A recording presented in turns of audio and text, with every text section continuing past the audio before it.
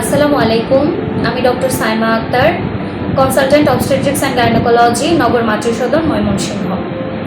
আজকে আমরা কথা বলবো গর্ভাবস্থায় একজন গর্ভবতী মায়ের ন্যূনতম কয়টি চেক আপ প্রয়োজন, চেক আপগুলো কোন সময় করতে হবে এবং চেক আপগুলোর প্রয়োজনীয়তা আসলে কী, এটা নিয়ে আজকে আমরা ডিটেইল আলোচনা করব। বিশ্ব স্বাস্থ্য সংস্থা তৃতীয় বিশ্বের দেশগুলোকে বলে যে গর্ভবতী মাকে একটা গর্ভাবস্থার 9 মাসে অন্তত পক্ষে ন্যূনতম 4টা ভিজিট অবশ্যই এনশিওর করতে হবে। এই 4টা ভিজিটের প্রথম ভিজিটটা হবে গর্ভাবস্থা ধরা পড়ার প্রথম 3 মাসের মধ্যে। অর্থাৎ একজন রোগী যখন কাঠি পরীক্ষা করে নিশ্চিত হবেন যে তিনি গর্ভবতী বা গর্ভধারণ করেছেন, গর্ভধারণ ধরা পড়ার প্রথম 3 মাসের মধ্যে অবশ্যই তাকে প্রথম ভিজিটটা এনশিওর করতে হবে। এই ভিজিটে আমরা দেখব যে রোগীর রক্তের গ্রুপ কী, রোগীর শরীরে রক্তের পরিমাণ কেমন আছে, রোগীর অন্য কোনো ঝামেলা আছে কিনা, যেমন বমি আসছে কিনা বা আগে কোনো মিসক্যারেজ বা গর্ভাবস্থা নষ্ট হওয়ার হিস্ট্রি আছে কিনা, এগুলো চেক করে আমরা রোগীকে সিমটোম্যাটিক ঔষধ এবং ফলিক অ্যাসিড দিয়ে দিব, যাতে করে রোগীর বাচ্চার ব্রেন ডেভেলপমেন্টে কোনো ঝামেলা না হয়। পরবর্তী ভিজিট আসবে গর্ভাবস্থার 20 সপ্তাহের মধ্যে।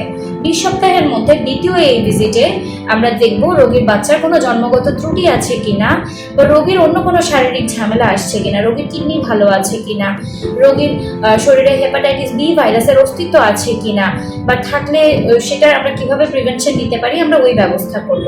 এবং একই সঙ্গে আমরা দেখব রোগীর টিটি টিকাগুলো, অর্থাৎ একজন অবিবাহিত মেয়েকে যে ধনুষ্টঙ্কারের 5 ডোজ টিটি টিকা নিয়ে নিতে হয়, ওই টিটি টিকার ডোজ কমপ্লিট আছে কিনা এটা আমরা এনশিওর করব।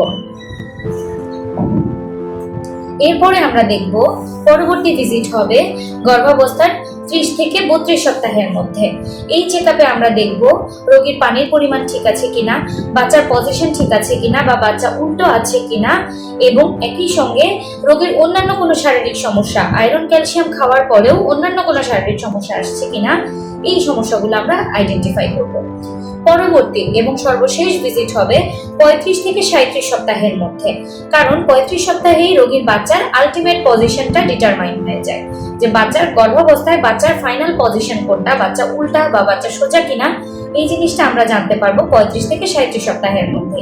ওই ভিজিটে আমরা রোগীকে বলি একটা আল্ট্রাসোনোগ্রাম করে দেখতে, এবং এই আল্ট্রাসোনোগ্রামে আমরা দেখি বাচ্চার পানির পরিমাণ ঠিক আছে কিনা, বাচ্চার পজিশন ঠিক আছে কিনা, বাচ্চার গলায় নাড় পেঁচানো আছে কিনা, বা বাচ্চার প্লাসেন্টা বা জল যে জিনিসটা সেটা ঠিক জায়গায় বসে আছে কিনা, এই 4টা ব্যাপার আমরা খেয়াল করি।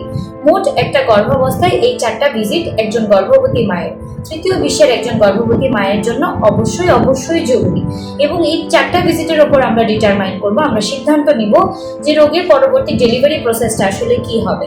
তিনি কি নর্মাল ডেলিভারির জন্য ফিট, নাকি কোনো ঝামেলা আছে যার জন্য আমাদের সিজারিয়ান সেকশনের মতো সিদ্ধান্ত নিতে হতে পারে। ধন্যবাদ সবাইকে।